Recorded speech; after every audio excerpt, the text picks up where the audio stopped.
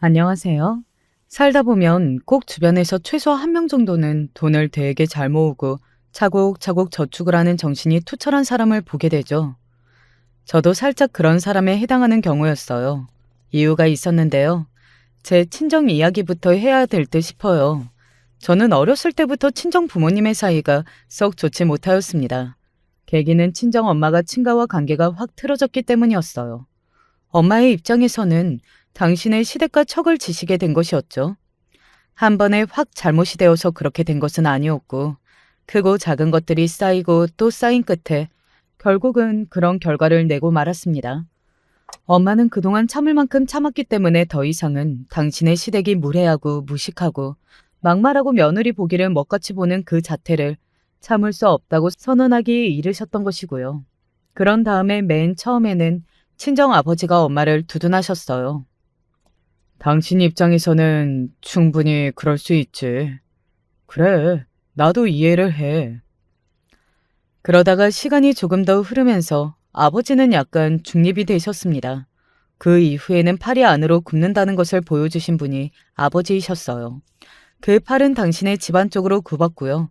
그 변화에 엄마는 배신감을 느끼셨고 그 과정에서 부부싸움이 좀 있었죠. 감정이 격해지다 보니까 아버지가 해서는 안 될 그럴 말씀을 엄마를 향해 뱉기도 하셨고요. 이래서 사람은 그 가정 환경을 봐야 한다는 거야. 당신이 화목한 가정이라는 걸 겪어봤어? 가족들끼리 아웅다웅하면서 지지고 볶고 이러는 재미와 정, 그 맛을 당신이 알기나 해? 당신은 그게 뭔지 모르기 때문에 이러는 거야. 아버지가 혀를 끌끌 차셨고 엄마의 얼굴을 모욕감으로 물들었죠. 그건 명백한 비하였습니다. 저의 외가, 그러니까 엄마의 친정 집안은 많이 다사다난한 집안이었거든요.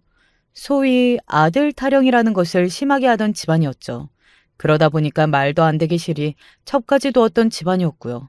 외할아버지께서 첩을 맞이하셨던 것은 외할머니께서 내리 딸만 셋 낳으시고 나서 벌어진 일이었습니다.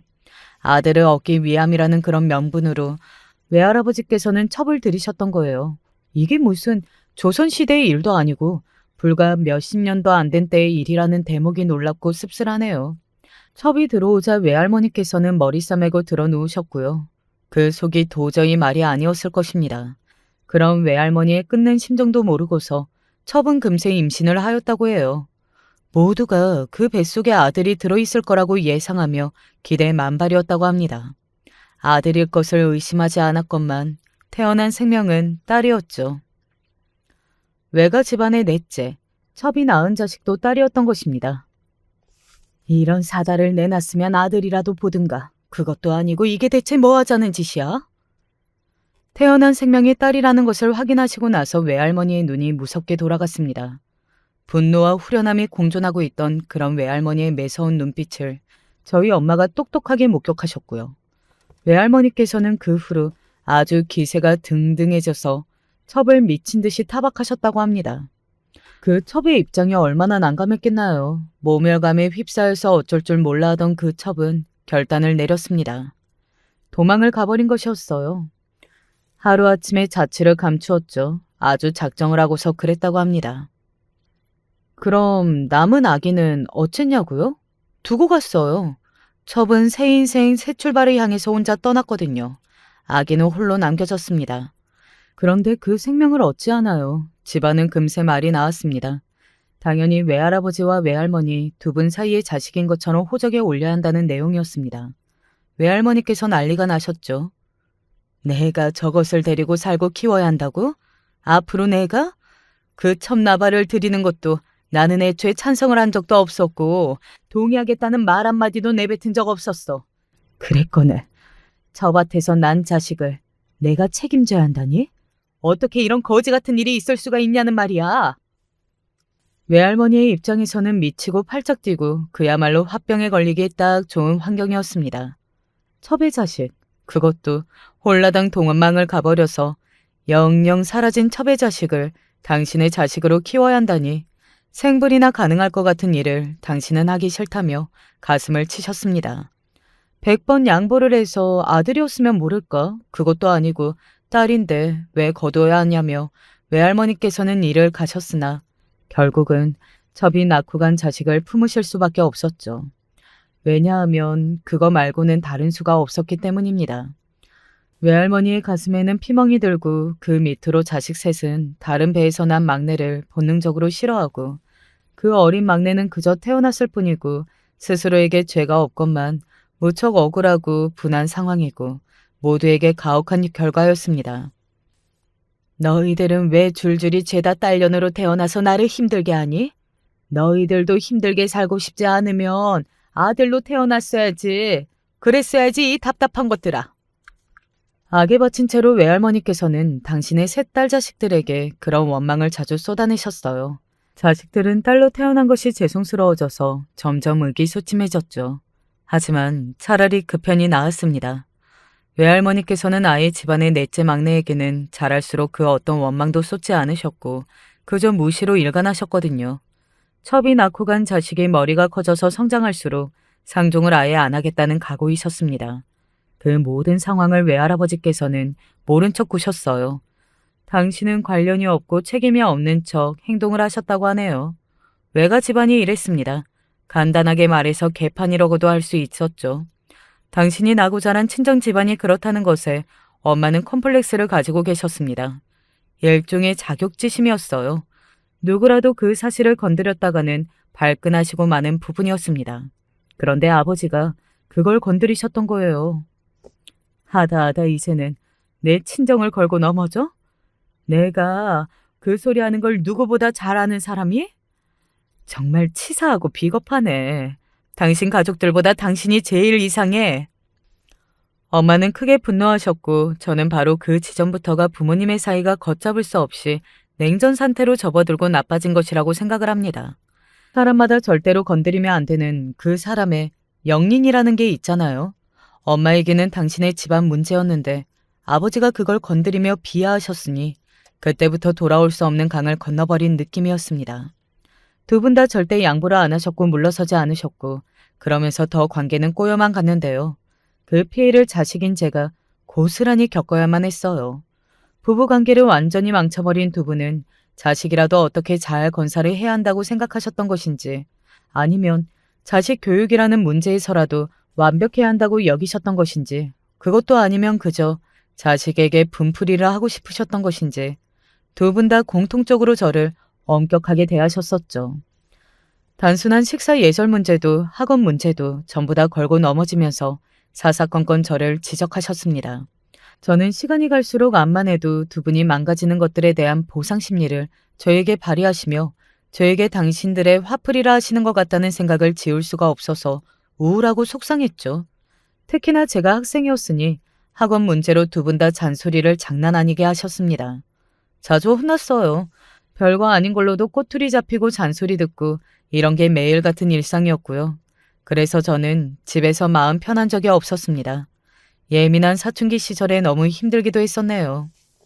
왜 두 분의 인생이 뜻대로 안 풀린 걸 가지고 나한테 책임을 물으시는 것 같지?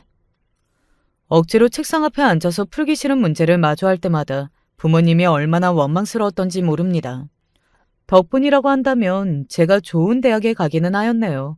감정적으로 너무 예민한 부모님께 감히 대들 수가 없어서 매일 숨막히는 학창시절을 보낸 대가로 저는 좋은 대학에 들어갔습니다. 이제야 숨통이 좀 트이는 건가? 부모님도 혹시 관계의 개선을 맞이할 수 있는 건가? 이런 생각들을 저는 20살을 맞이하던 때에 했었습니다. 그리고 부모님은 제가 21살이 되던 해에 이혼하셨습니다. 허무하더라고요. 그리고 부모님의 이혼 과정에서 제가 너무 황당하고 기가 막힌 순간도 겪었는데요. 두 분이 여태 이혼을 미룰 만큼 미뤄오며 버틴 것이 다 저로 인한 것이었다고 하셨기 때문입니다. 그러면서 은근히 제 탓을 하시더라고요. 저 때문에 참고 사느라 지치고 힘들었다나 그런 소리들을 하셨는데 그때 얼마나 당황스럽고 서러웠던지 모릅니다. 이런 제가 뭘 얼마나 대단하게 정서적으로 안정되고 단단했겠나요. 어림도 없었죠. 그런데 정말 우연히 대학 졸업을 하기 전에 뜬금없는 기회가 생겨서 해외로 가게 됐더랬죠. 고작 한 학기 기간뿐이었기에 긴 시간은 아니었지만 그 덕분에 저는 새로운 세상을 직접 마주하게 됐었습니다. 미디어 매체에서 떠드는 세상살이들 하도 봐서 감흥이 없었는데 제가 직접 해외에 나가서 지내보니까 스스로 체험하는 것은 정말 다르더라고요. 많이 충격을 받기도 했었어요. 그것을 계기로 제가 자신감이 많이 올라갔었죠. 소심하고 나약하고 사람들의 눈치를 우선으로 살피고 남에게 혹시 피해를 줄까봐 일단 몸부터 사리고 보는 그런 습관부터가 옅어지게 되었어요. 내성적이라서 매사에 속으로 참기만 하고 별거 아닌 것에도 전전긍긍하고 그랬던 지난 날이 얼마나 아깝고 안타깝게 느껴졌던지 모릅니다. 그런 만큼 앞으로는 제발 좀 다르게 살아보자는 힘찬 다짐을 하게 됐었고요. 이런 변화가 취업에 도움이 되었어요. 한국으로 돌아온 뒤 저는 이전과 다르게 무척이나 적극적으로 이런저런 활동에 참여하기 시작했었거든요. 취업 준비 모임에 들어갔었고요. 그러면서 자연스레 인맥도 생겼었죠. 조언과 요령을 익혀서 취업 면접 때마다 아주 잘 써먹었습니다. 그 결과 괜찮은 직장을 잡을 수 있었어요. 대학 졸업하고 나서 거의 바로 취업을 했던 셈이었고요. 달라지기로 굳은 각오를 다졌던 만큼 꽤 활발한 자세로 사회생활에 임했습니다. 그렇지만 정말 슬펐던 게 뭔지 아시나요? 제가 오래 노출되어 있던 가정환경, 그런 것들의 영향이 너무 짙게 남아 있었다는 거예요. 제 내면의 깊숙한 곳에서는 애정결핍 같은 그런 게 자리 잡고 있는 것을 제가 서서히 깨닫게 되었습니다. 부모님께 사랑과 애정, 그리고 따뜻한 관심을 못 받고 대신에 맨날 눈치나 보고 집에서도 자불안석에 어떻게든 부모님의 심기를 거스르지 않아야 한다는 압박감에 시달렸었죠. 부모님의 기대를 충족시켜야 한다는 부담감, 미움받으면 안 된다는 강박이나 자식인 제가 잘해야 두 분의 관계 회복 가능성이 있는 거라는 헛된 희망 등등. 지난날의 모든 것들이 저에게 후유증을 남긴 뒤였습니다. 사회생활을 시작했지만 제 안에 채워지지 않은 허전함, 공허함 같은 것들이 저의 애정결핍이 어디서 기인한 것인지 답을 알려준 것이었고요. 그리고 저는 이런 기분을 달래려고 돈을 모으는 보람을 열심히 느끼기 시작했어요. 차곡차곡 제가 쌓은 만큼 정직하게 쌓이는 금액이라는 것은 배신을 하지 않더라고요. 제 노력의 상징이기도 했고요. 그렇게 커져가는 액수를 볼 때마다 뿌듯하고 제 깊숙한 내면의 공허를 저는 그런 식으로나마 채우는 방식을 선택했던 것입니다. 이것이 바로 제가 돈을 모으는 재미에 빠져서 지냈던 이유이자 전말이었네요. 구체적인 목표 금액을 설정해 놓으면 더 의욕이 생긴다고 하던데. 그럼 나는 통 크게 1억이라는 숫자를 정해 놓자. 그리고 저는 1억 달성이라는 목표를 정해놓고 달려갔습니다. 정확히 목표가 있다 보니까 다른 자잘한 것들이 제 정신을 어지럽히지 않아서 그게 참 좋더라고요. 저 같은 경우에는 그래서 목표를 정해놓고 돈을 모았던 그 과정에서 어찌 보면 치유를 받은 사람입니다. 1억을 기어이 채웠을 때 이루 말할 수 없이 기뻤죠. 제가 인생에서 뭔가 제대로 해냈다는 기분이 드니까 얼마나 큰 고향감이 들었던지 몰라요. 제가 남편을 만난 것은 1억을 모으기 달성 초읽기에 들어갔었던 어느 때였습니다. 남편은 제법 쾌활한 성격의 남자였어요. 무엇보다 저에게 적극적으로 애정 표현을 해왔던 남자였는데요. 저는 바로 그 점이 좋았습니다. 제가 감정적으로 의리고 주기만 해야 하고 기다리고 기대하고 인생에서 이런 입장에 놓이는 건 이제 너무 지치고 초라하고 비참하게 느껴지는 일이었거든요.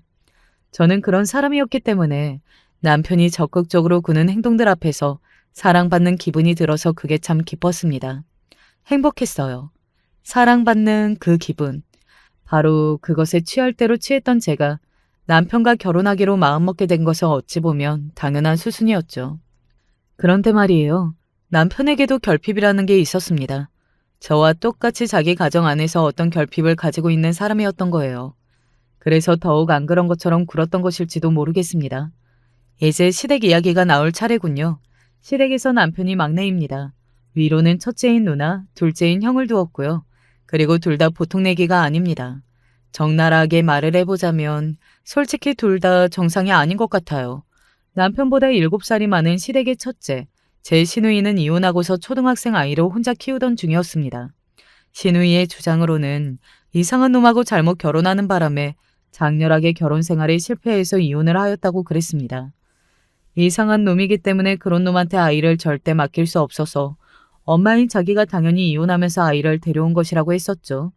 그리고 이혼한 뒤 시누이는 분노하였고요. 왜냐하면 이혼하고 나서 신우이의 전 남편인 아이 아빠가 멀쩡히 새 출발을 했거든요. 새 출발을 꽤 잘해서 아주 그럴싸한 새 가정을 꾸리고 살아간다는 후문이었습니다. 이걸 보고 신우이가 눈이 뒤집혀졌던 거예요. 내가 이거 완전히 새된 거야. 나만 바보 취급당하고 철저하게 속은 거였지. 매끄럽게 이혼하고 애까지 떠넘기려고 그놈이 아주 작정을 했던 건데 내가 거기에 속아 넘어갔어. 어떻게 이딴 일이 벌어질 수가 있을까? 신우이는 술을 마신 것도 아닌데 만취한 사람처럼 눈이 돌아서 주절주절거리는 행동을 참으로 잘하는 인물이었습니다.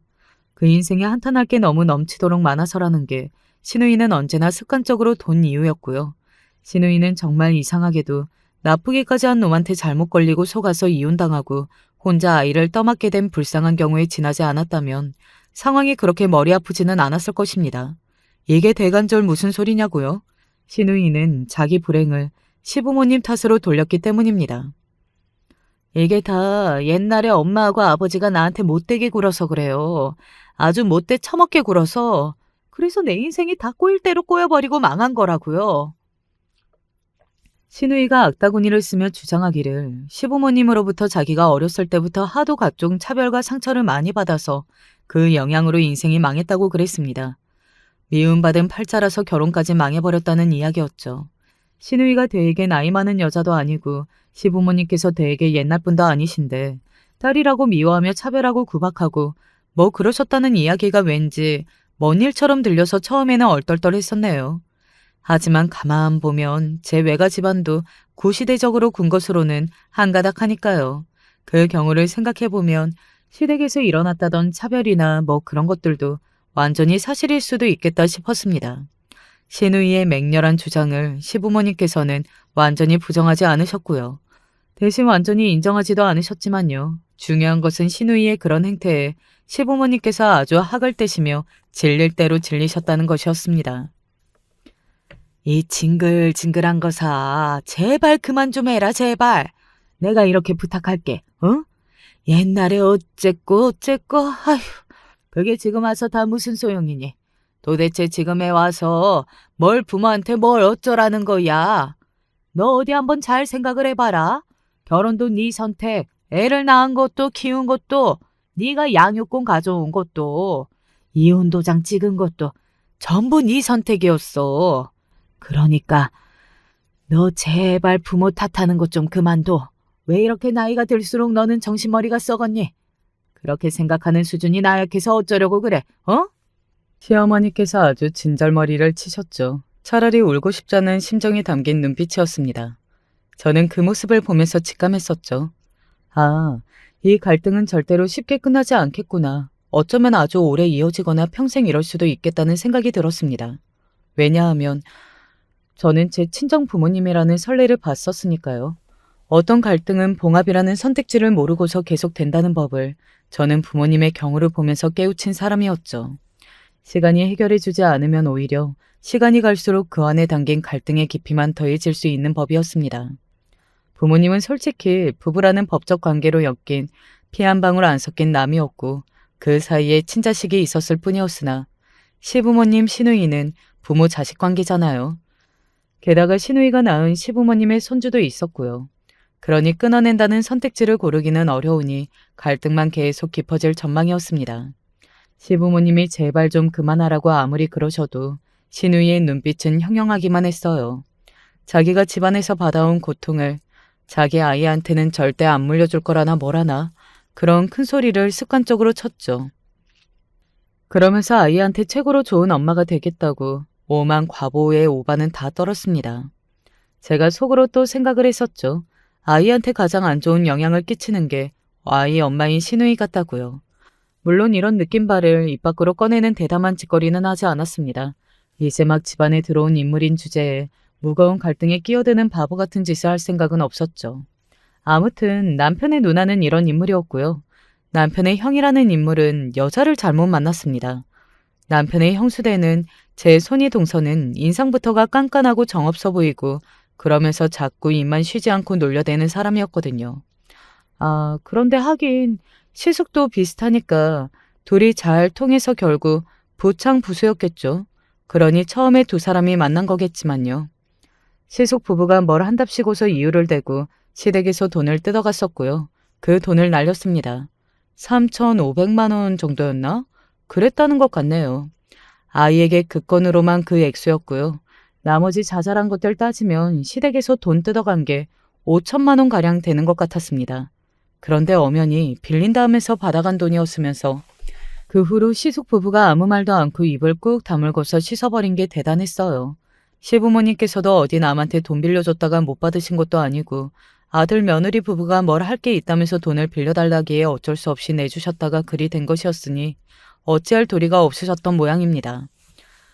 그리고 신우이의 울분에 찬 주장을 뒷받침하는 요소가 여기서 보이는데 시숙이 장남이니까 아무래도 장남이 돈 필요하다고 하는 것에 시부모님의 마음이 약해지셨던 것 같더라고요. 신우이가 돈 들어갈 때 있다고 3개월 안에 갚을 테니 돈 달라고 그랬다면 시부모님께서 우는 소리 하시며 그 돈 안 내어주셨을 거라는 게 남편의 추측이었습니다. 제가 봐도 그렇더라고요. 아무튼 시숙 부부는 돈 날려먹고서 모르쇠로 일관하며 안 갚는 게 아니라 느리게 갚을 뿐이라는 주장을 이따금씩 고수하고 있었습니다.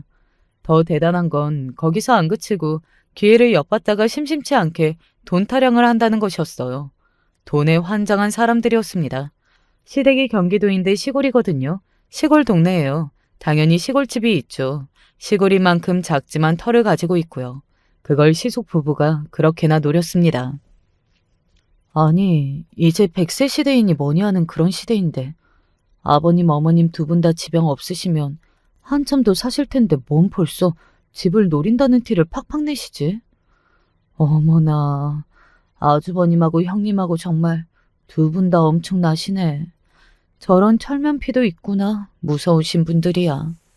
제 고개가 저절로 절레절레 흔들렸습니다. 남편의 누나, 형 모두 정말 이제 골 때리는 것 같다는 감상이었네요.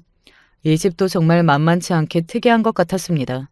신우이하고 시숙은 서로 3살 차이인데 시숙이 빠른 생일입니다. 학년상으로는 둘이 2살 차이죠. 그러니 남편만 나이 터울이 큰 막내 동생인 셈이었습니다. 딱 봐도 신우이와 시숙 둘 다 평범한가는 거리가 먼데 막내인 남편이 얼마나 그 집에서 쭈글거리며 한껏 눌려 있었겠나요. 안 봐도 비디오였죠. 그런 막내 동생이 결혼한다고 하자 바로 저에 대한 호구조사가 들어오더군요. 신우이가 먹잇감을 노리는 맹수의 눈으로 저를 훑어봤던 게 아니 쳐지네요. 제 직장부터 물어보더니 저보고 돈 좀 벌겠다면서 입맛을 다졌습니다. 얼마나 버냐, 얼마나 모았냐, 집안 재산이 어떻게 되냐, 사는 동네 어디냐, 양치는 뭐 하시냐, 외가친가 다 뭐 하면서 사는 집안들이냐 등등 아주 세속적인 것만 잔뜩 물어봤습니다. 그리고 신우이가 나서는 걸 왜 또 저러냐는 눈빛으로 바라보지만 절대 말릴 생각은 없으며 제 입에서 어떤 돈 이야기가 나오는지 그것에 관심이 지대하였던 시숙 부부가 기대에 차 있었고요. 와, 그때 제가 시댁의 이모저모를 자세히 모르던 시점이었는데도 약간 식은땀이 흐를 것 같더군요. 본능적으로 이 사람들한테 잘못 걸리면 앞으로 고생길이 열릴 것 같다는 예감이 들어서 그랬었나 봐요. 그리고 바로 그때 남편이 나섰습니다. 남편이 말하기를 자기 예비 처가는 빚이 있다고 하였죠. 그때 저는 속으로 당황했으나 겉으로는 태연한 척 가만히 있었습니다. 저는 그렇게 졸지에 빚 때문에 돈 문제에 얽혀서 친정 부모님이 끝내 이혼하신 것으로 진정의 사연이 거짓 둔갑해 버렸습니다.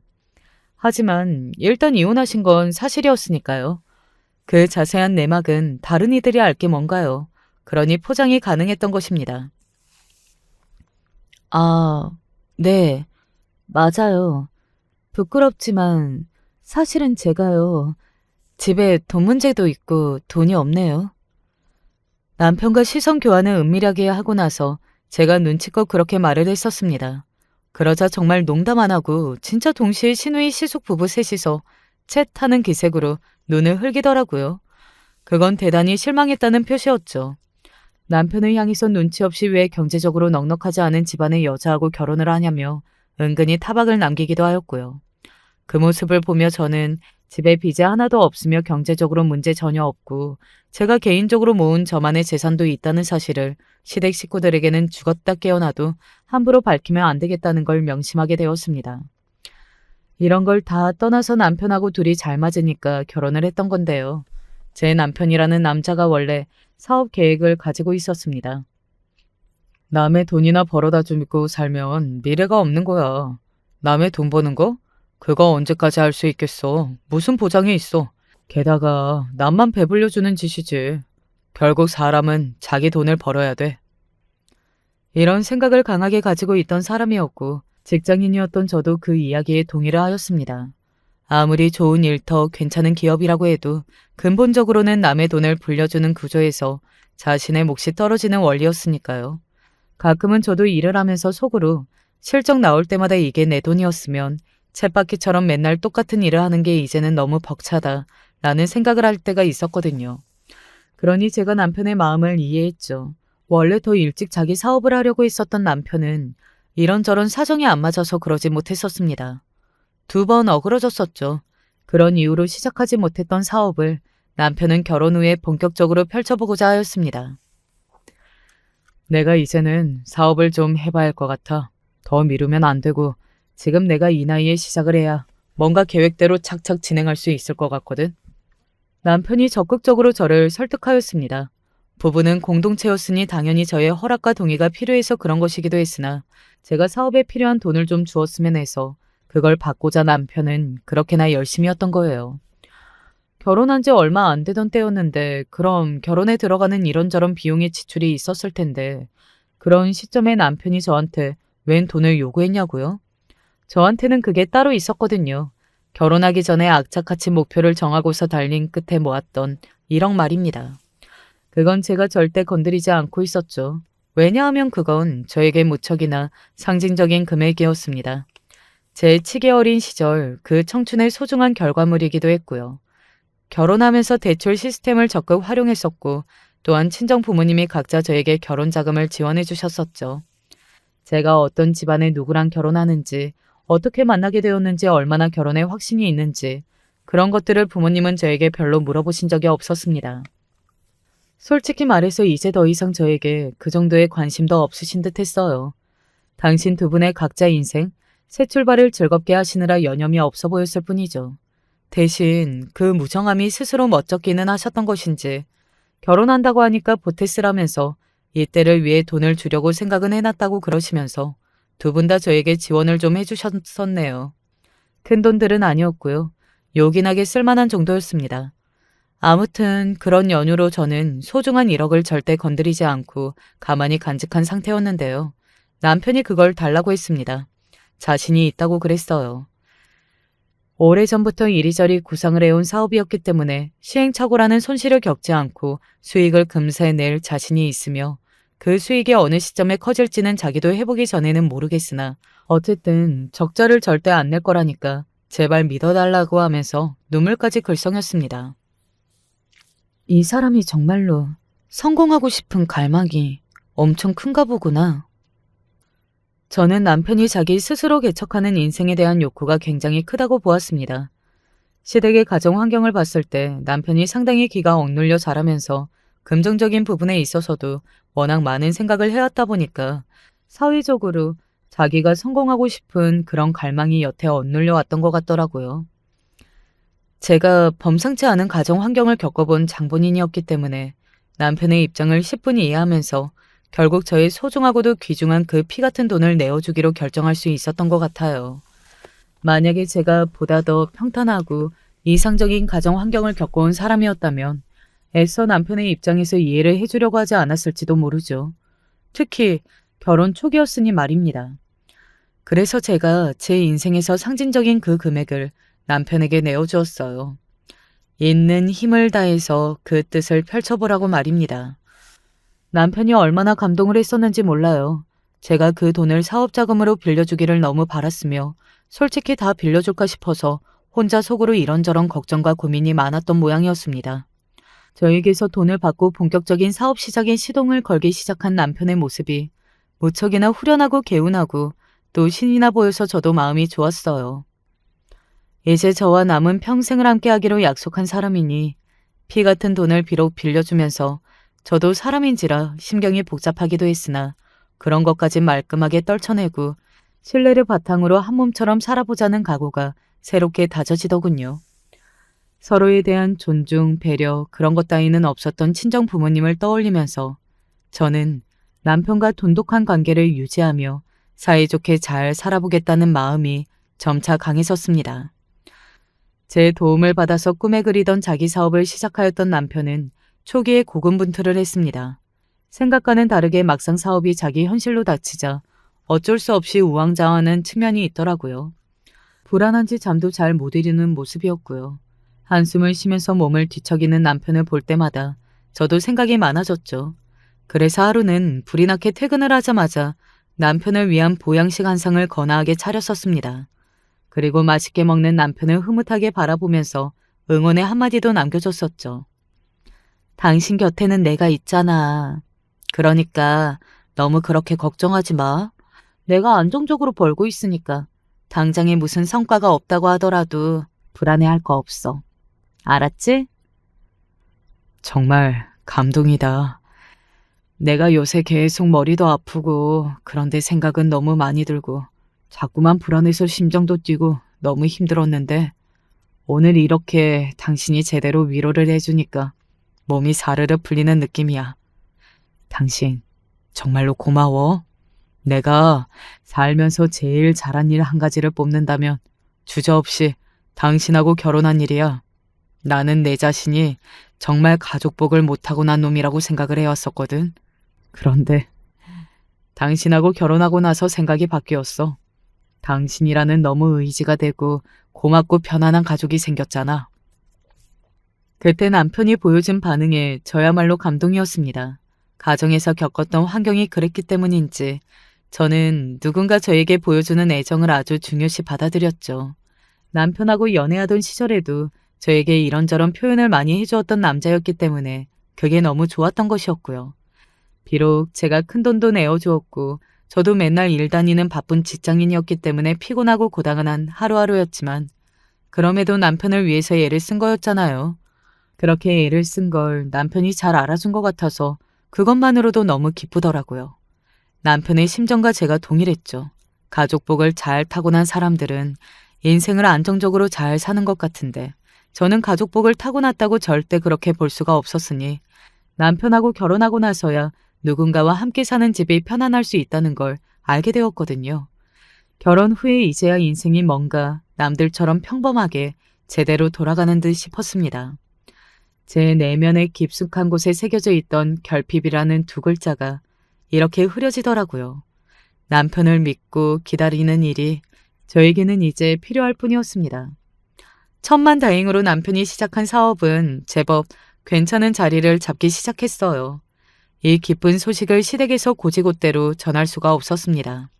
만약에 그랬다가는 어떤 결과를 보게 될지 상상도 할 수 없었으니까요. 사실 저는 워낙 친정 부모님과 애틋하고 끈끈한 관계를 형성해 본 적이 없었다 보니까 시부모님과 활발하게 교류를 하면서 잘 지내보고 싶은 마음이 초반에는 엄청 크게 있었습니다. 시누이 시숙족이라면 모를까 제가 시부모님과 굳이 선을 그어가며 지낼 이유가 없었죠. 하지만 시부모님 두 분하고만 잘 지낸다는 게 이론적으로만 당연해 보였고 쉬워 보였지 실상은 그렇게 되지가 않았습니다. 반드시 그 자식들이 딸려왔거든요. 제가 언제 한 번은 시부모님께 선물을 드렸어요. 시부모님을 생각해서 제가 직접 구매해다가 보낸 것이었거든요. 그런데 딱 이틀 뒤에 시누이로부터 취조가 들어왔습니다. 어머나, 세상에나, 올케, 이게 뭐야? 내가 찾아보니까 이거 25만 원짜리라는데?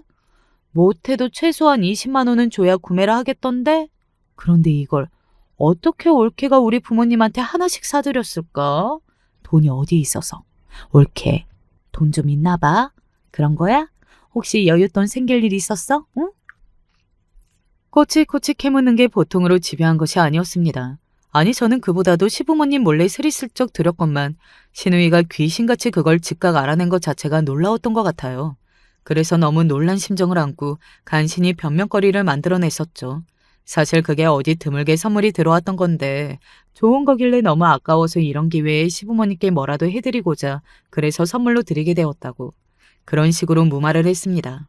그러자 선물 들어온 것이 어디였냐는 둥 시누이는 질문을 또 계속 이어갔던 바람에 제가 아주 진땀을 뺐었었어요. 그리고 신우이는 저한테 자꾸만 시조카를 왜 이렇게 안 챙기냐면서 왜 이렇게 정이 없고 기본 도리를 모르냐면서 핀잔을 주었습니다. 은근히 압박을 해댔어요. 자기 아이한테 제가 용돈도 챙겨주고 알아서 때마다 자잘한 선물도 해주고 이래야 하는 법이라고 했습니다. 아이한테 들어가는 돈이 장난이 아니라는 우는 소리를 신우이가 입에 달고 살았고요. 학원 비용이 특히 엄청나다나 뭐라나 그러는데 저는 신우이의 그 형편의 그 학원들을 굳이 다 보내야 하는 게 너무 황당해 보였습니다. 신우이의 아이가 입는 것들 보면 다 메이커였죠. 보세는 취급도 안 했어요. 정말 이해가 안 갔네요. 그래놓고서 맨날 돈 타령이었으니까요. 신우이는 카드 돌려막기가 일상이었고요.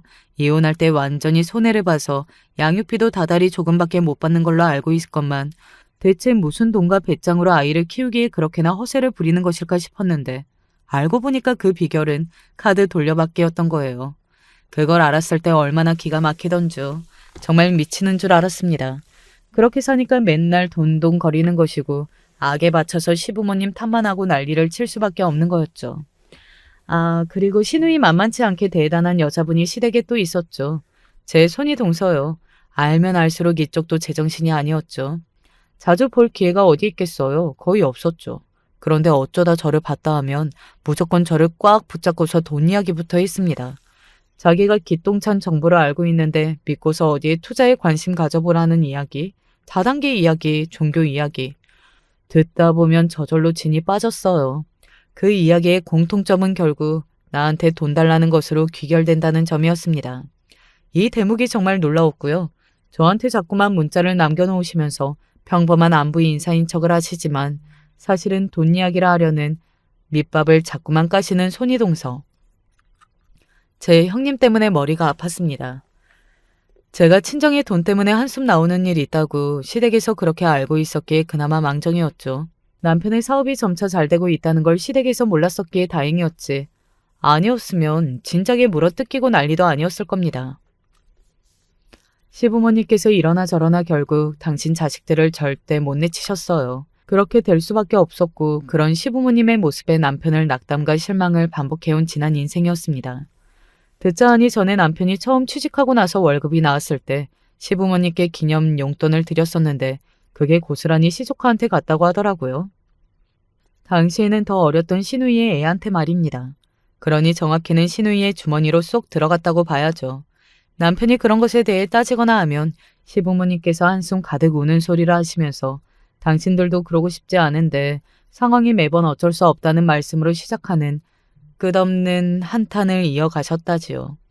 사업이 잘 되고 나서 남편이 자기 가족들에게 자랑하고 싶은 마음보다 꼭꼭 숨기면서 그 성공을 자기 가족들과 절대 나누고 싶지 않은 마음이 압도적으로 큰 이유를 저는 이해할 수 있었네요. 저도 항상 시댁 식구들에게는 기본적으로 돈 없다는 전제를 깔고서 이야기하는 편이었고요. 안 그러면 도저히 버틸 수가 없는 집구석이 바로 시댁이었으니까요.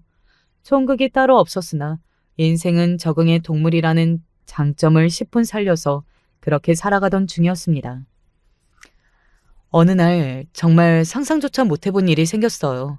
제가 텔레비전에서 들어본 소리인데 배우자가 바람 피우는 걸 상대 배우자가 절대 모를 리가 없다고 하더라고요.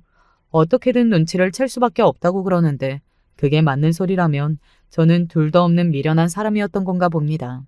남편하고 앞으로 둘이 어떻게 미래를 설계하면 좋을지, 경제적인 계획은 또 어떻게 세워나가면 좋을지 이런 즐거운 걱정과 고민이나 하고 있었던 저였어요. 그런 저에게 남편이 하루는 숙연한 낯이 되어서 이런 말을 했던 거예요. 여자가 생겼어. 솔직히 그 말을 듣자마자 심장이 철렁 내려앉았으며 즉시 저에게 무슨 일이 벌어진 건지 파악할 수 있었습니다. 남편은 바람이 났고 저는 그걸 여태 몰랐던 것이었죠. 그런데 제가 모르는 걸 굳이 남편이 밝혀왔다는 건 뭐겠나요? 여자? 무슨 여자? 내가 정말로 사랑하는 여자야. 당신 아내는 나인데 나를 앞에 두고 나한테 어떻게 그런 소리를 할 수가 있어? 내가 진심으로 미안해. 그렇게 됐다. 가슴에 불길이 솟아오르고 눈물이 차올라서 죽을 것 같았습니다. 이렇게 비참할 수가 없었어요. 미친 사람처럼 남편을 잡아 흔들고 너 죽고 나 죽자며 그러고 싶었으나 그러면 돌이킬 수 없이 추해질 것 같아서 마지막 자존심을 챙기고자 그것만은 필사적으로 참아내며 흐르려는 눈물을 재빨리 닦아냈습니다. 남편이 그러더라고요. 저를 배신할 생각은 추호도 없었는데 어느 순간 그 여자가 자기 마음 깊숙한 곳에 자리를 잡았다고요. 자리를 잡고 그곳에 집까지 지어버렸다고 했습니다. 자기 마음 깊숙한 곳에 집을 지어버린 그 여자와 한 집에 함께 살고 싶어졌기에 저에게 사실을 털어놓은 거라고 하였어요. 시기를 보니까 그 여자를 처음 만난 것은 저와 결혼하고 나서 4개월여가 지났던 때였더군요. 남편의 주장으로는 처음부터 그랬던 것은 아니고 알고 지내다 보니까 감정이 점차 그렇게 되었다고 하던데 그 개소리를 믿어야 할지 참으로 고민이 되었습니다. 그래서 당신이 나한테 원하는 게 그러면 지금 이혼이라는 거네? 맞아. 다른 여자를 사랑하게 된 놈하고 더 사는 거. 그거 당신한테도 안 된 일이잖아. 당신은 그런 취급을 받으면 안 될 사람이잖아. 그러니까 나 같은 놈은 정리하고 당신도 깔끔하게 새 출발을 해. 상황 한번 더럽게 만들어 놓은 당신의 입에서 어떻게 깔끔이라는 단어가 튀어나오는지 모르겠다. 내가 아는 거 이상으로 당신은 양심 하나도 없고 염치도 없는 사람이었구나. 내가 그걸 몰랐네. 몰랐으니까 피 같은 내 돈, 내 인생에서 정말 깊은 의미가 있는 그 돈도 사업하라고 내줬었던 거겠지. 내 돈 받아서 사업해놓고 어떻게 내 뒤통수를 치니? 미안하다는 건 진심이야. 하지만 사람 마음이 움직이는 걸 어떻게 해. 당신도 이제 알잖아. 겪어봐서. 내 부모님이 어떤 분들인지. 나도 진짜 결핍이 큰 사람이었는데 그 여자가 채워주었어. 당신도 좋은 사람이지만 당신은 내 결핍을 채워줄 수가 없더라. 아마 당신도 가정 환경이 그랬기 때문에 나의 빈 부분을 채워줄 능력이 없던 모양이야. 은근하게 제 탓으로 돌리고 저에게도 원인이 있다는 것으로 말을 하는 남편을 보면서 저는 정이 떨어지는 걸 느꼈어요. 차라리 다행이더라고요. 이렇게 재수없게 말을 할 수 있는 남자라는 걸 알게 돼서 미련이 사라지고 있었으니까요. 남편의 말 맞다나 저도 결핍이 가득한 사람인데 이런 남자 곁에서 제 인생을 더 허비하고 싶지는 않았습니다. 결핍 위에 또 다른 결핍을 쌓고 싶진 않았네요. 남편은 제가 빌려준 돈을 당장 갚을 테니 깔끔하게 이혼을 해달라고 했어요. 그건 제가 원래 받아야 할 돈이었죠. 그런데 그걸 가지고 유세를 떠는 남편의 모습이 황당했습니다. 열받은 제가 그 상간녀 얼굴이라도 봐야겠다고 하니까 갑자기 돌변해서는 이자까지 쳐주겠다고 하더군요. 그러니까 그 여자는 건드리지 마. 당신이 함부로 건드려도 되는 그런 사람이 아니니까. 그건 내가 절대로 용납 못해. 당신은 돈이나 받고 나랑 이혼만 해주면 그만이야. 주제 파악하고 선 넘지 마. 아주 세기의 사랑 납셨더군요. 제 앞에서 으르렁거리면서 그 여자를 두둔하고 편을 들고 오바해서 보호하려는 신용까지 하는 남편의 모습에 저는 그냥 다 필요 없으니까 하루빨리 이혼이나 하는 게 낫겠다는 체념 섞인 생각을 하게 됐습니다. 당장에 돈 달라고 했죠. 남편은 현금 1억을 저에게 주었고요. 저는 그 돈을 돌려받고서 이혼 도장을 찍었는데요. 그때 동시에 한 일이 있었죠. 남편이 이자를 쳐준 금액을 보내주었고 저는 상간녀에게 그 어떤 짓도 하지 않겠다는 각서를 썼습니다. 상상도 못한 일이 하루아침에 벌어졌다는 것에 충격이 컸던 만큼 저는 배신감이 강해서 그냥 남편이랑 얼른 갈라서고 싶은 마음이 컸었고요. 유책 배우자인 남편을 더 붙잡고 물고 늘어지지 않았던 것은 비단 이자까지 잘 받았기 때문만이 아니라 저에게 다른 생각이 있었기 때문입니다. 본륜에 불이 붙어서 저와 이혼하는 것에만 혈안이 돼 있었던 남편은 차마 고려하지 못했던 거예요. 자기 가족들을 말입니다. 남편의 사업 등록증, 사업장 사진, 그런 것들을 우선 신우이에게 가장 먼저 보냈습니다. 그러고 나서 전화를 했더니 아주 반갑게 반기더군요. 올케, 이게 다 뭐야? 아니, 이제 올케라고 부르면 안 되나? 저는 상관없는데 곧 새로운 올케가 생길 테니까 좀 애매하긴 하네요. 형님, 새로운 올케한테 형님 못을 빼앗기실 건 아니죠? 친동생이 사업으로 버는 돈인데 그 친누나가 득을 못 보면 누가 득을 보나요? 안 그래요? 친누나 친조카가 당연히 득을 봐야 하는데 여태 못 그랬던 것 같아요. 어머, 우리 올케가 작별 선물 하나는 제대로 주는 거야. 전에 우리 부모님 선물도 센스 있는 걸로 잘 드렸을 때부터 선물 고르는 솜씨가 보통이 아닌 게 느껴졌었지. 땡큐 올케. 목소리가 잔뜩 흥분돼서 떨고 있다는 걸 느낀 저는 만족하며 전화를 끊었었죠. 제정신이 아닌 신우이한테 정보를 알려줬으니 이번에는 시숙의 순서였죠. 아니 그 녀석이 여태 그런 사업을 하고 있었다니. 우리 재수 씨가 아니었으면 영원히 모를 뻔했네. 시숙은 당황해서 중얼거리는 게 전부였으나 본인은 대략 점잔을 떠는 척하면서 저의 손이 동서에게 모든 것을 떠들어버릴 것을 저는 알고 있었습니다. 아니나 다를까요. 저에게 문자가 오더군요. 아이고야, 동서의 은혜가 참 고맙네. 안 그래도 요새 너무 힘들었는데. 덕분에 숨통이 트이는 기분, 앞으로 잘 살길. 요새 힘들었는데 숨통이 트인다는 건 뭐겠어요? 주머니 사정이 아쉽던 참에 먹잇감을 제대로 물어서 기쁘다는 소리였죠. 상식과 거리가 먼 그들이 감당하기 어려워서 난감하던 시절이 있었으나 이제는 든든한 따름이었습니다. 전 남편이 이혼 요구를 했던 그 무렵에 마침 직장에서 해외 파견 근무 자리에 공석이 생겼다는 이야기가 나왔었고 저는 고민 없이 제가 대신 갈 수 있으니 우선 지원을 해놓겠다고 그랬었는데요. 잘 알지도 못하는 나라였으나 대뜸 벌인 일이었고 정말로 제가 해외 파견을 가게 됐습니다. 정신없이 준비를 하면서 지내는 날들이 차라리 좋아서 후회는 없었네요. 해외에 나가 1년 근무를 한 뒤 돌아왔습니다. 그러고 나서 얼마 뒤 전 남편의 지인을 통해서 그 소식을 들을 수 있었는데요. 잘 나가고 있던 사업, 그거 진작에 접었다고 하더라고요. 돈 달라고 거머리처럼 들러붙은 가족들 때문에 사업이고 재혼이고 다 망해버렸다는 이야기에 저는 쓴웃음을 짓고 말았답니다. 신우이가 대낮 상간녀의 직장에 찾아가서 머리채를 잡아뜯은 일화는 너무 유명했다고 하고요. 내 동생 꼬시고 이혼하게 만든 죗값 그거 내놔. 내 동생 이혼남으로 만들면서 설마 아무런 손해를 안 보려던 건 아니었겠지? 내 동생이 사업해서 버는 돈 그건 네 돈 아니야. 너한테는 한 푼도 못 넘겨줘. 그래서 상간녀는 오열하고 직장의 소문 쫙 퍼져서 그만두고 전 시숙이 전 남편 사업에 숟가락 얹고 같이 좀 하자고 들러붙어서 그 사업장은 진작에 문제가 생긴 뒤였고 전 남편이 눈까지 짚고 발작했는데 그걸 보시고서 전 시부모님 두 분은 그러길래 진작 형제들 간에 나누고 살았어야지 이러고 계시고 아주 개판이었다고 합니다. 멀리 지방에 내려가서 혼자 지내고 있다는 전 남편의 근황을 들으며 저는 바로 이제부터 제 인생의 새 출발이라고 여기며 더욱 의욕을 다졌었답니다. 저희 시어머니는 참 소녀 같으신 분입니다. 사실 결혼 전에는 전혀 몰랐어요. 한창 남편이랑 결혼하기 전에 연애하고 살았을 때도 종종 시어머니 집에 가서 밥을 먹고는 했는데도 말이에요.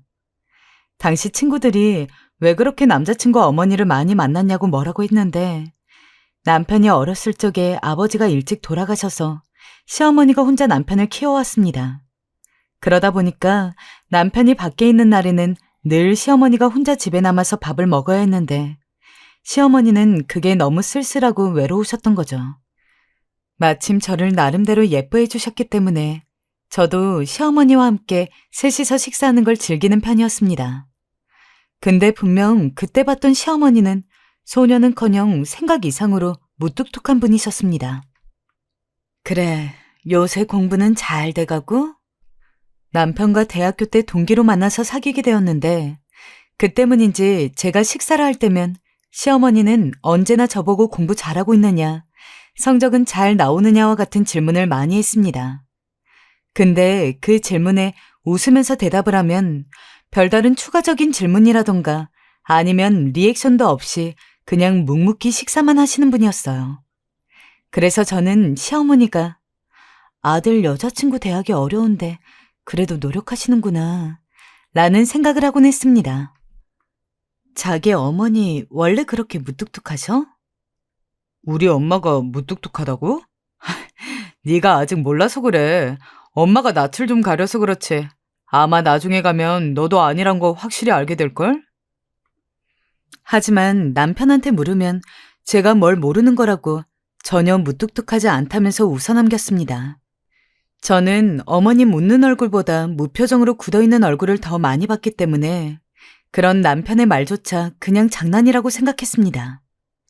근데 한 해, 두 해, 남편과 사귀는 횟수가 늘어가며 자연스럽게 시어머니의 얼굴을 뵙는 날도 늘어갔는데 확실히 처음 몇 번 봤을 때랑 느낌이 다르더라고요. 정이 왔니? 예전에는 제 이름도 제대로 안 불러주셨는데 언제부턴가는 남편과 함께 들어가면 제 이름도 이야기해 주시면서 반갑게 맞이해 주셨고 전보다 더 훨씬 이야깃거리가 많아졌습니다.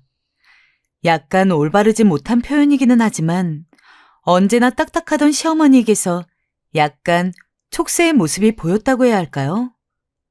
물론 저로서는 시어머니와 이야기하고 지내는 것이 좋았기 때문에 무뚝뚝하던 과거보단 훨씬 나았습니다.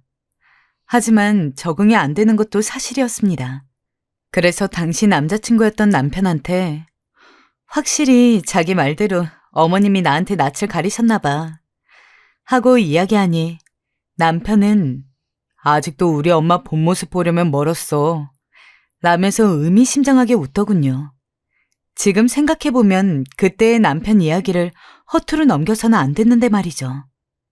이후 저희는 결혼을 하게 되었습니다. 결혼 과정에서 저희 부모님의 반대가 살짝 있었어요. 정이야, 섭섭하겠지만 아무래도 우리 입장에서는 온전한 가족이 아니고 홀어머니 밑에서 자랐다는 게 탐탁지 않긴 하다. 물론 민철이가 괜찮은 사람이란 건 알겠지만 연애와 결혼은 또 막상 달라. 살아보면 그 사람 가정 환경도 중요하단다. 하지만 남편이 이 이야기를 듣곤 꾸준히 저희 엄마와 아빠를 찾아갔습니다. 어머님, 아버님, 저 정이랑 결혼 꼭 하고 싶습니다. 얼마 안 되지만 모아놓은 적금도 있고 또 번듯한 직장도 있어서 자리 잡아나가고 있는 중입니다. 정이랑 함께 살게 되면 정말 고생 안 시키고 살 자신 있어요. 저 믿고 한 번만 결혼 허락해 주시면 안 될까요? 엄마 아빠는 남편이 이렇게 설득하니 어쩔 수 없이 허락을 하셨고 결국 결혼을 할 수 있게 되었습니다. 그 과정에서 시어머니도 엄청 마음고생을 많이 하셨어요. 저희 부모님이 결혼을 반대하는 이유가 아버지가 안 계시기 때문이라는 걸 아셨으니까요. 저도 남편과의 결혼을 무척이나 원하는 입장이라 제 앞에서는 말을 못 하셨지만 나중에 남편한테 슬쩍 들어보니까 집에서 혼자 너무 힘들어하셨다고 그러시더라고요. 그래서인지 결혼식을 할 때 저희 부모님보다도 시어머니를 먼저 확인하게 되었습니다. 근데 비록 예전보다는 조금 더 다정해지시고 살가워지신 시어머니지만 그럼에도 불구하고 과거의 딱딱한 모습이 너무 남아있어서 그런지 눈물이랑은 완전히 거리가 멀어 보였는데 저랑 눈이 마주친 순간 시어머니가 갑자기 울음을 터뜨리시더라고요.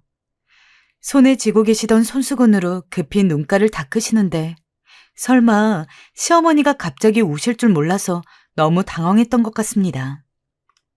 어머님, 왜 우세요? 아니다, 아니야. 오늘 참 이쁘구나. 잘 살아야 한다. 그 모습이 얼마나 제게 충격적으로 내리에 남았는지 남편이랑 신혼여행을 가서도 나 어머님이 그렇게 눈물 흘릴 거라고는 생각도 못했어. 라는 이야기를 수십 번도 넘게 했습니다. 나중에 가서는 남편이 너 놀란 거 알았으니 제발 그만 좀 이야기해. 하고 피곤해할 정도로요. 신혼여행에서 돌아온 뒤에는 1년 정도 시댁에서 살았습니다. 저희가 마음에 담아두고 있던 매물이 하나 있었는데 당장 대출을 받아도 조금 부족한 편이어서 일단 1년 정도만 시댁에서 시어머니와 함께 살면서 돈을 모은 다음에 나중에 그 집이 그대로 있으면 그걸 사거나 아니면 비슷한 조건의 다른 집을 들어가기로 했죠. 사실 저것도 워낙 시어머니를 많이 만났기 때문에 불편하다거나 피곤하다거나 하는 것들은 하나도 없었습니다. 다만 다른 문제가 있었습니다. 실제로 함께하며 알게 된 시어머니는 제가 생각했던 거와는 좀 많이 다르다는 거였죠. 맨 처음에 제가 시어머니가 참 소녀 같은 분이라고 설명을 드렸을 겁니다. 솔직히 여기까지 들으시고 대체 어디가 소녀라는 거지? 라고 생각을 하셨을 텐데 저희 시어머니의 소녀 같은 일화는 지금부터 시작합니다. 처음에는 아주 작은 사건이었습니다. 시어머니가 시집살이를 시키는 분도 아니었고 저도 일하느라 고생하는 거 안다면서 주말에는 늦게까지 자고 일어나라고 오히려 좀 쉬라고 권유하시는 분이었습니다.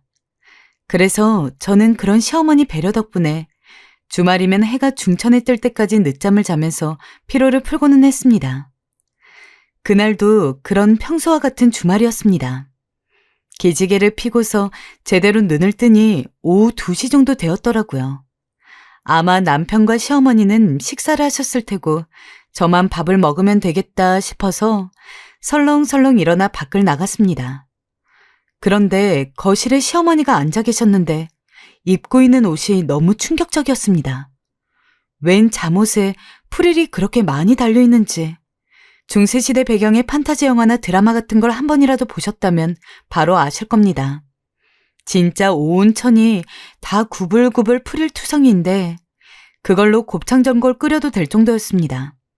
게다가 가슴팍에는 거의 목널미만큼 큰 왕리본이 달려있었죠. 지금껏 시어머니를 자주 봤지만 그런 옷을 입고 계시는 것은 난생 처음이었습니다. 어머니, 안녕히 주무셨어요? 그래, 잘 잤니? 근데 어머니 옷이... 이거 최근에 하나 샀는데 어때? 이쁘지? 사람들이 다 이쁘다고 하더라. 나보고 TV에 나오는 연예인 같대나 뭐래나. 난 그 정도 아닌 것 같은데 말이야. 어때? 네가 생각해도 그러니? 네. 어머니 너무 예쁜데요? 그리고 시어머니는 아무렇지 않은 얼굴로 제 인사를 받고는 다시 TV를 보셨죠. 그리고 그런 시어머니 옆에 남편이 앉아 있었습니다. 놀라운 건 남편도 그런 모습이 전혀 낯설지 않다는 듯 그냥 익숙하게 앉아 시어머니가 같이 TV를 보고 있었다는 점이었어요. 그 상황을 받아들이지 못하는 건 오직 저뿐이었던 것 같습니다. 분명 방금 전까지는 무척 배가 고팠는데 너무 충격적인 장면을 봐서 그런지 냉장고에 있던 메론을 대충 잘라먹고는 방에 들어갔습니다. 그리고 남편이 방에 들어오기를 기다리며 핸드폰을 하다가 남편이 들어오자마자 아니, 어머님 옷 저게 대체 무슨 일이야? 하고는 물었죠. 내가 전에 이야기했잖아. 우리 엄마 본 모습 보려면 멀었다고. 그때 남편이 사귈 적에 이야기하던 어머니의 본 모습은 저런 공주 잠옷을 입는 거였나 싶었습니다. 옷이야 개인의 취향이긴 하지만 진짜 솔직히 시어머니 나이대의 노인분들이 그런 애들이나 입을 법한 공주풍의 잠옷을 입는 건 난생 처음 봤습니다. 게다가 분명 제가 남편 결혼하고 시댁에 들어가서 살게 되면서 한 달 정도는 그냥 평범한 바지에 티셔츠를 입고 계셨는데 왜 갑자기 그런 잠옷을 꺼내기 시작한 건지 되게 그런 기분이었습니다. 당연히 머리로는 상대방이 아무런 잘못도 하지 않았다는 걸 아는데 그냥 잘잘못 여부와는 별개로 가슴으로 그 사람을 이해할 수 없는 것. 특히 제가 평소 옷 입는 취향은 무채색 계열의 별다른 디자인이 없는 밋밋한 옷들이 대부분이어서 더 그랬던 것 같습니다. 그래도 어머님 나름의 취향이니 존중해드리자 저는 그렇게 속으로 마음먹었어요. 그리고 어머님은 다른 공주풍의 잠옷을 사오셔서 어떠냐 가끔 물어보시면 어머니 너무 이뻐요. 짱이에요. 와, 이건 저번이랑 다르게 레이스가 더 많네요. 하고 말했어요. 하지만 시어머니의 소녀 감성은 이뿐만이 아니었죠. 너무 어이가 없어서 아직까지 기억이 나는 사건이 하나 있습니다. 당시 시댁 근처에 엄청 맛있는 케이크집이 생겼습니다. 동네로 놀러온 친구랑 몇 번 갔다가 반해가지고 어느 날은 시어머니와 남편도 맛을 보게 하면 좋을 것 같아서 카페에서 조각 케이크로 생크림 하나랑 초코 그리고 치즈케이크를 하나씩 주문해서 왔습니다.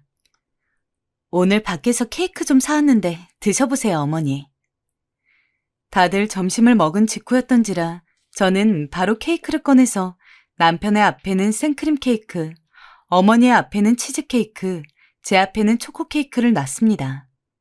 사실 카페에 가기 전에 어머님한테 어떤 종류의 케이크를 좋아하냐고 여쭤보고 좋아하는 걸 사다 드릴까 잠깐 생각하긴 했는데 뒤에 줄 서 있는 사람도 있던 상황이었고 일단 특별히 싫어하는 게 있다는 이야기를 못 들었으니 아무거나 드려도 괜찮을 거라고 편하게 생각했던 것 같습니다.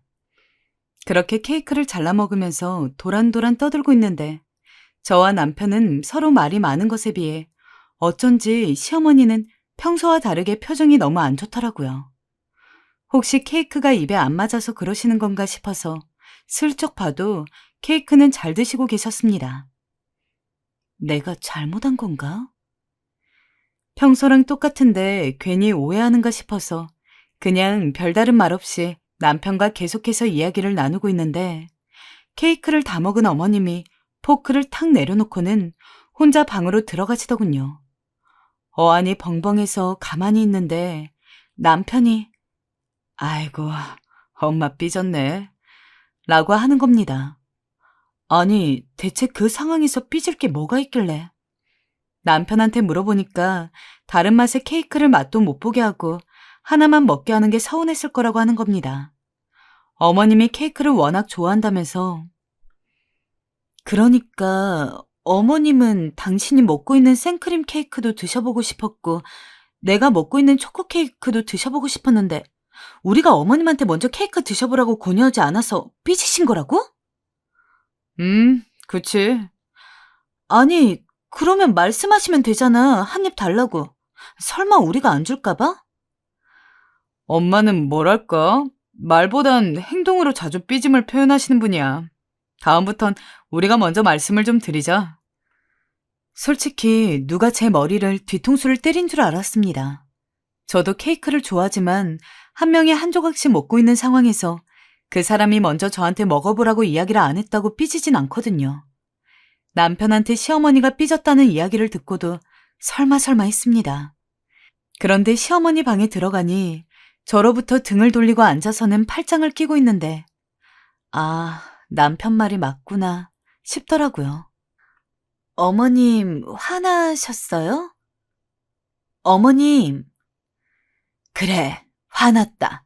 넌 어쩜 나한테 먼저 안 물어보고 그냥 먹을 수가 있니? 내가 얼마나 속상하고 섭섭한 줄 알아? 참, 다른 며느리들은 이런 거 잘도 먼저 권한다던데 난 지금 치즈케이크밖에 못 먹었잖아. 초코케이크랑 생크림은 구경도 못했네. 어머님, 그럼 우리 카페 가요. 네? 제가 거기까진 생각 못했어요. 말씀을 해주시지. 그럼 당연히 들었을 텐데. 그걸 말로 해야 꼭 아는 거야? 척 보면 척이지.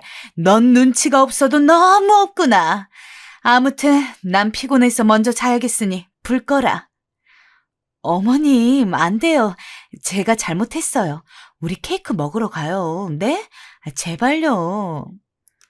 결국 그날 전 거의 케이크 사러 가자고 빌었고 시어머니 화 풀어준다고 카페에 다시 가서 초코 케이크 하나랑 생크림 케이크 한 조각씩 더 사왔습니다. 그걸 드리고 나서야 웃음꽃이 활짝 피어서는 케이크를 드시는데 어이가 없으면 사람이 웃기도 하더라고요. 전 웃으면서 어머님 입에 케이크를 넣어드렸습니다. 그래요. 그냥 이 정도였으면 아마 우리 시어머니 참 소녀 같으신 분이지 하고서 아무런 생각도 없었을 겁니다. 하지만 솔직히 진짜 좋게 말해서 소녀 같은 거지 나쁘게 말하면 시어머니는 너무 잘 삐지고 속이 좁으신 분이었습니다. 저는 설마 이걸로 사람이 삐질 수 있을 거라고는 생각도 못했는데 나중에 보면 시어머니는 그걸로 이미 속이 상해서 저한테 화가 나 계시는 경우가 한두 번이 아니었습니다. 그러던 어느 날이었습니다. 엄마가 절 보러 오시겠다고 해서 제가 엄마를 마중하러 밖에 나간 적이 있어요. 오늘 사돈 만난다 했지? 잘 만나고 들어와라. 차 조심하고. 시어머니는 이런 말을 하시며 절 밖까지 배웅해 주셨습니다. 엄마는 저 어떻게 사는지도 궁금하고 혹여나 시댁살이를 하는 건 아닌지 걱정이 많으셨나 봐요. 절 만나자마자 이것저것 묻더라고요. 그런데 문제는 엄마와 있던 순간순간 시어머니에게서 연락이 자주 오는 겁니다. 사실 중요한 내용이면 모르겠는데 별 내용도 아닌 문자들이었어요. 얘야, 내가 묵을 묻히려고 하는데 간장 어디다 뒀니? 얘야, 어머니 잘 만나고 있니? 오늘은 아들이 늦는다고 하는구나. 어쩔 수 없이 혼자 TV라도 봐야겠어. 혹시 올 때 홍시 좀 사다 줄 수 있니? 엄마도 자꾸 울리는 핸드폰이 신경 쓰이시는지 누구냐고 묻더군요. 제가 시어머니라 그러자 시어머니랑 무슨 대화를 그리 하냐고 조금 황당해 하셨어요. 왜 그러셨는지 참 이해를 못하고 결국은 제가 그날 늦은 밤에야 들어가게 됐는데 시어머니 표정이 또 안 좋은 겁니다. 예, 너 내 문자에 답장이 없더라. 많이 바빴니? 네? 아, 어머님. 그게 저희 엄마랑 여기저기 쇼핑 다니면서 구경을 했거든요. 핸드폰을 무음으로 해놔서 제가 소리를 못 들었어요. 일부러 못 듣게 한 건 아니고 나한테 연락 오는 게 싫었던 거 아니냐 묻는 거다. 어머님도 참, 왜 그런 말씀을 하세요? 제가 왜 그러겠어요? 시어머니는 그날 제가 자기 문자에 답장 없이 엄마와 늦게까지 놀다 온 게 싫었던 거예요. 솔직히 말해서 시어머니가 너무 초등학생 같다는 생각이 들더군요. 마치 다른 친구랑 노는 게 싫어서 질투하고 시기하는 것 같은 행동인데 이런 행동은 우리가 어린 시절에나 할 법한 행동이잖아요. 거기다 사실 친구도 아니고 저희 엄마인데 이걸 이해해주지 못하는 시어머니가 전 더 이해가 되지 않았습니다. 그래서 그날은 저도 사과 한마디 없이 잠에 들었어요. 근데 다음 날 시어머니가 이게 또 기분이 나쁘셨는지 평소와 달리 제게 말도 걸지 않고 TV만 보시더라고요. 얼음같이 싸늘한 표정으로 말이죠.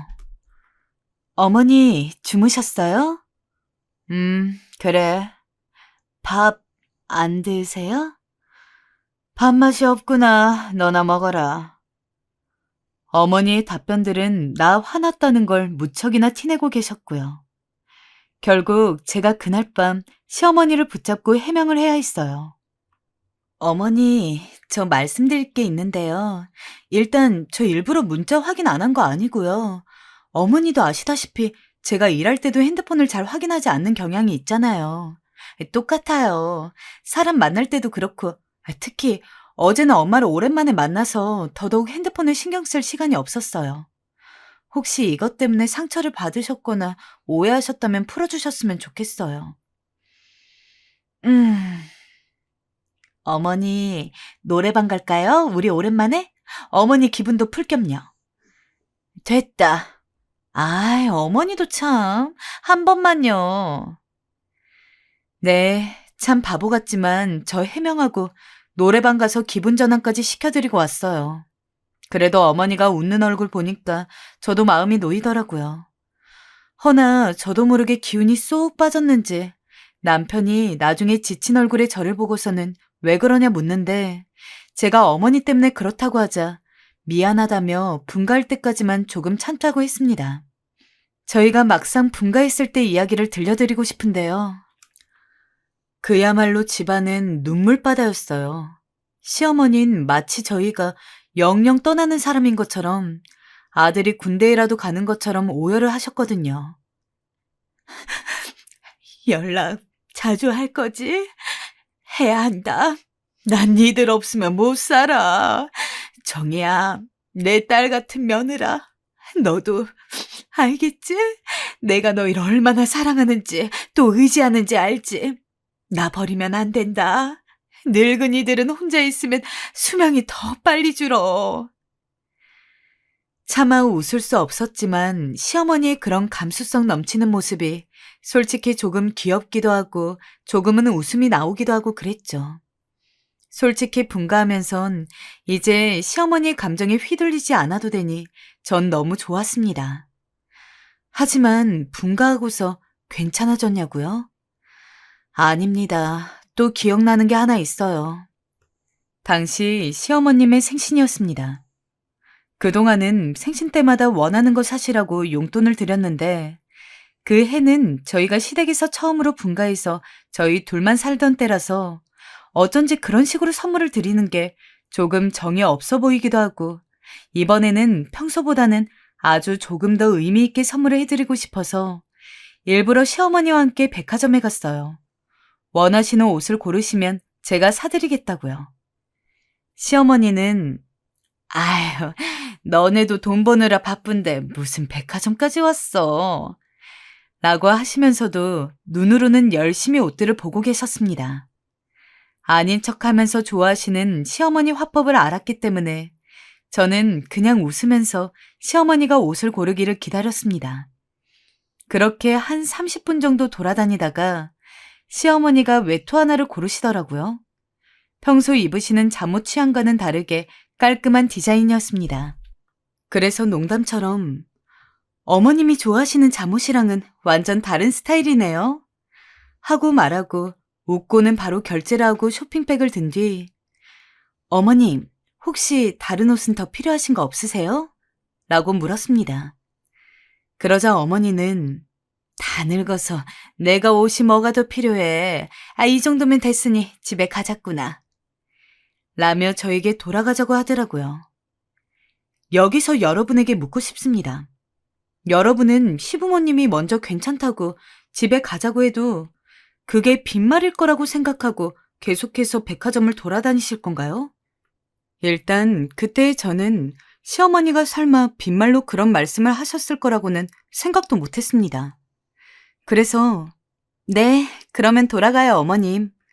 하고는 말하고는 바로 밖으로 나가서 택시를 잡고 집으로 향했습니다.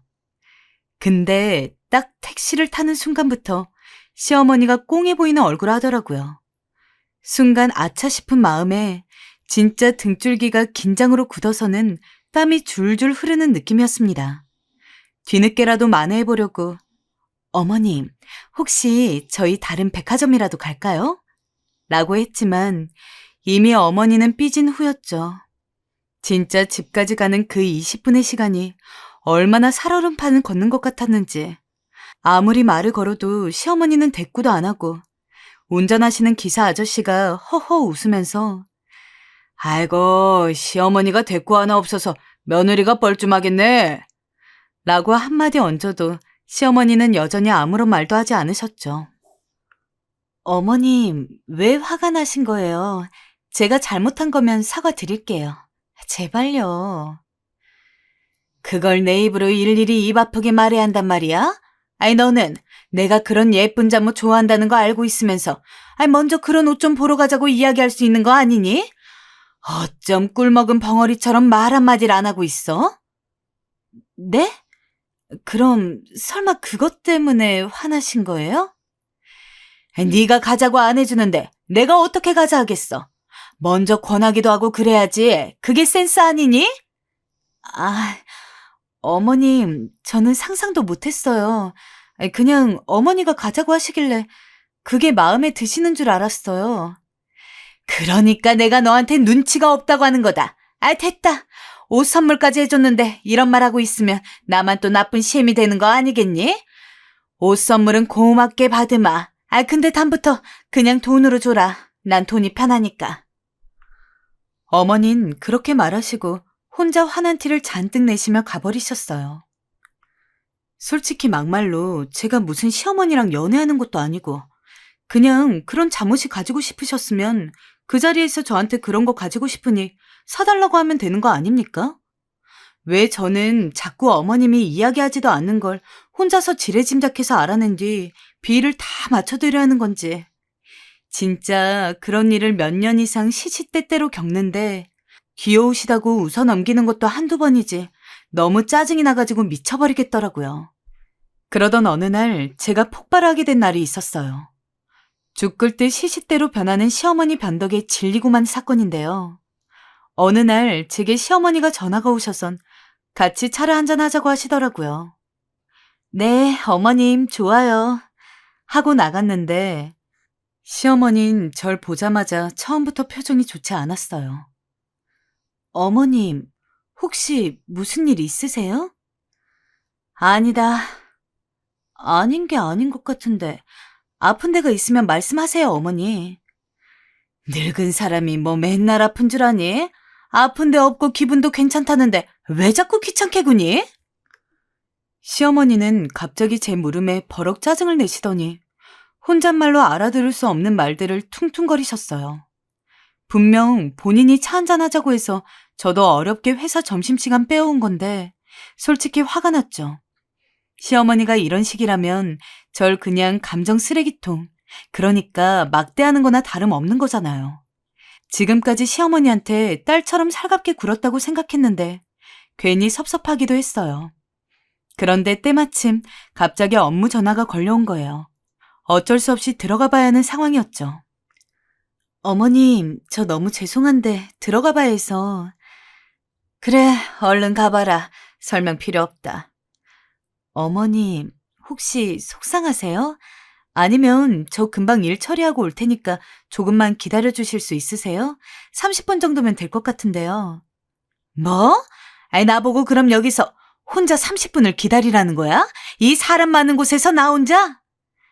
아니, 그게 아니고 상황이 어쩔 수 없으니까. 넌 참 속도 좋다. 내가 널 왜 불렀겠니? 설마 차 한잔하자고 불렀겠어? 할 말이 있으니까 부른 거 아니야. 근데 지금 이 상황에서 네 일 보러 가야겠다고? 아이, 그래, 가라. 시애미 말은 개떡으로 알아듣고 그냥 가버리라고. 어머니. 거의 화난 여자친구 달래주는 남자친구 자세로 시어머니를 달래야 했던 것 같아요. 근데 제가 그리 나오니 더 짜증과 화를 내시더라고요. 제가 자기라 함부로 대했다느니, 무시한다느니, 소중하게 생각하지 않는다더니 하면서요.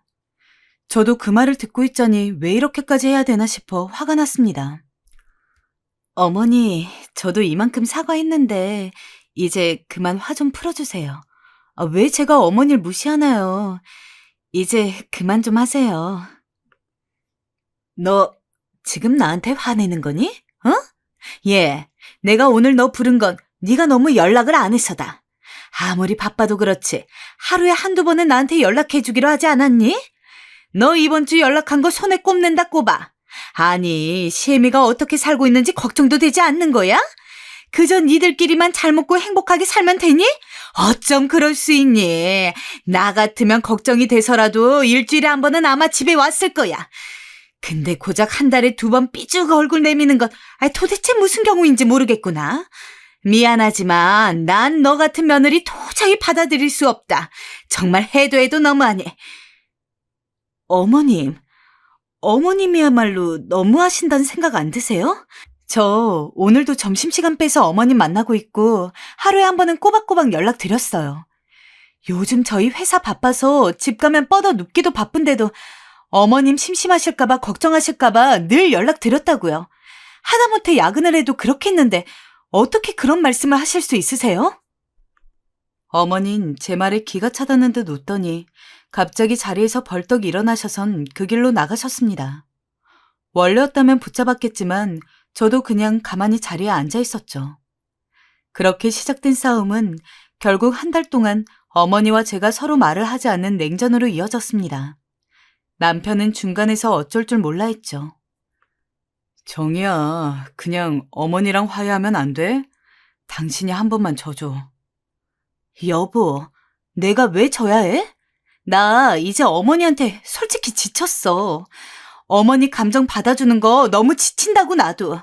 그리고 왜 내가 항상 그 역할을 해야 해? 당신이 좀 해봐. 아니, 내 말은 그게 아니고 엄마는 변하지 않을 사람이니까 정희 네가 그냥 좀 너그럽게 받아달라는 거지. 솔직히 우리 엄마가 잘 삐지고 혼자 토라지는 것 빼고는 괜찮은 시어머니잖아. 너 옷도 잘 사주고 용돈도 가끔 주고. 여보, 똑똑히 들어. 나 시어머니가 그런 거 안 해줘도 괜찮아. 그냥 나 신경 안 쓰이기만 해줬으면 좋겠어. 그게 며느리들한텐 가장 좋은 시어머니라고. 근데 어머니는 사사건건 나 불러내서 공주 대접 받으려고 이상한 걸로 삐지고 화내면서 사람 죄인 만들잖아. 그게 얼마나 지치는 건지 당신이 알기나 해? 모르겠습니다. 왜 눈물이 났는지. 그냥 저도 모르게 쌓이게 많았는지 눈물이 툭툭 떨어지더라고요. 그제야 남편은 당황해서 미안하다며 절 달래려 했지만 전 그 손길을 무시하곤 그냥 제 방으로 들어가 버렸어요. 그 이후 남편과도 처음으로 냉전기를 겪게 되었어요. 서로 필요한 말 외엔 하지 않았고 일하고 오면 각자 밥 먹고 설거지하고 다른 방에서 잠을 잤습니다. 시어머니 때문에 왜 애꿎은 부부 사이마저 이렇게 된 건지 제 편을 완전히 들어주지 않은 남편에게도 화가 나고 여러모로 참 속상했어요. 처음엔 시댁살이 없는 집에 들어왔다고 생각했는데 이건 역시 시댁살이가 분명했습니다. 결국 시어머니 성격과 비위에 맞추는 일이었으니까요. 결국 기댈 건 친구밖에 없었습니다. 친구한테 하소연을 했습니다. 시어머니가 완전히 공주인데 내가 그 아래에서 무슨 그냥 시종도 아니고 독심술을 하는 시종이 되어야 해서 너무 힘들다고요. 너네 시어머니 남편을 일찍 잃었다고 했지? 야, 그거 외로워서 그런 거야. 우리 외할머니가 엄마한테 그렇게 굴었는데 외할머니가 친구가 생기더니 그런 행동하는 거 싹 사라졌고 하더라고. 정말? 그럼 나도 그 방법 해볼까? 어디서 친구를 만들어드려야지? 순간 눈이 번뜩 뜨이더라고요. 믿져야 본전이지만 친구 이야기를 들으니까 정말 시어머니에게 새로운 분이라도 소개를 시켜드려야겠더라고요. 근데 주변에 시어머니 나이대에 아는 분들이 없어 도대체 어떤 분을 소개시켜드려야 할지 고민이 됐습니다. 한참을 그걸로 생각을 하는데 문득 한 분이 뇌리에 스치더라고요. 제가 훨씬 더 젊을 적부터 물리치료사로 일을 했었는데 저한테 자주 오시는 노신사 환자분이었습니다. 환자와 치료사 사이라고는 해도 얼굴을 자주 보다 보면 서로 어떻게 사는지 그런 이야기들을 하게 되는데 마침 예전에 그분이랑 대화를 할 때 아내가 없다고 말씀하셨던 기억이 났죠. 혹시 그 사이에 뭔가 차이가 생겼을까 싶어서 그 이후 노신사 환자분이 예약을 잡았을 때 요새 황혼 연애도 엄청 유행인데 환자분은 연애할 생각 없냐, 혹시 만나는 사람이 있으시냐 등등의 질문을 하면서 시어머니를 소개시켜드리기 위해서 간을 봤습니다. 마침 그분도 만나는 분이 없다고 하길래 그분한테 여쭤봤어요. 혹시 누구 만날 생각 있으면 저희 시어머니 소개받아 보실 생각 없으세요? 저희 시어머니가 오래전에 남편분이랑 사별을 하셨는데 요새 너무 외로워하시는 게 보여가지고요. 마침 환자분이 너무 멋있고 스타일도 좋으셔서 생각이 났어요. 어떠세요? 한번 만나보실 생각 있으세요? 이거 뜻밖이네. 다 늙어서 연애는 그렇고. 그냥 친구처럼 말동무나 하면 좋긴 하겠네. 허락이 떨어지자 너무 기뻐서 저는 바로 시어머니에게 말씀드렸습니다. 어머님, 혹시 제가 친구 소개시켜 드릴까요? 그러니까 친구 소개보다는 소개팅이요. 다른 게 아니고 저희 병원 오는 환자분 중에 괜찮은 분이 계시거든요. 어머님 외로우시잖아요. 말동무 있으면 재밌지 않겠어요? 소개팅? 아이고, 늙어서 그런 거 못하려 해. 됐다. 나 친구 많아. 시어머니는 처음에는 별로 달갑지 않은 느낌이었습니다. 이 나이 먹고 무슨 남자를 만나냐면서 주책이라는 듯이 이야기를 하셨죠. 그래서 제가 정말 열변을 토했습니다. 요즘은 나이 들었어도 혼자 있으면서 연애 안 하는 게 더 촌스러워 보인다고. 어머님같이 세련되고 트렌디한 스타일인 분은 마땅히 비슷한 사람 만나서 연애하는 게 맞다고요. 뭐 지금 와서 결혼식을 또 하라는 것도 아니잖아요. 어머님, 만약에 별로 마음에 안 드시면 당연히 더 안 만나셔도 돼요. 근데 어머님이랑 잘 맞는 분이라면 평생 모르고 지내는 것보다 친구처럼 잘 사귀면서 좋은 사이로 지낼 수 있다면 그게 더 좋지 않겠어요?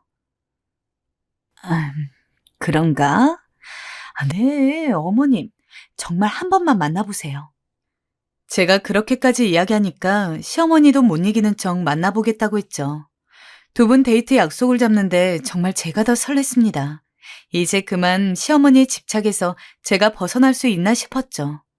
그날로부터 딱 일주일 뒤, 처음부터 두 분이서 만나게 하면 조금 어색하고 그럴까봐 일부러 처음에는 제가 같이 나갔습니다. 서로 인사 한마디씩 나눈 뒤에 우물쭈물하다가 괜히 애꿎은 저 붙잡고 이야기하는 모습이 참... 그분이나 저희 시어머니나 너무 귀여우시더라고요. 제가 일부러 웃으면서 왜 저랑 이야기하냐고, 저는 그냥 없는 사람인 걸로 생각하고 두 분이 대화하시라고 애써 밀어드리고 나서야 간신히 평소에 뭐하고 지내는지, 젊었을 때 뭐하고 살았는지 등등 두 분이서 이야기를 나누기 시작했습니다. 그렇게 한 달 사이에 한 대여섯 번 만났습니다. 그리고 그때까지도 저는 늘 두 분의 데이트에 함께해야 했죠. 사실 처음 한두 번이야 저랑도 이야기를 좀 하고 셋이서 함께 어울리는 느낌이었지. 한 세 번째 만남부터 사실상 저는 그냥 꽂아 놓은 보릿자루 같았습니다. 저는 제가 그 자리에서 투명인간인 줄 알았어요.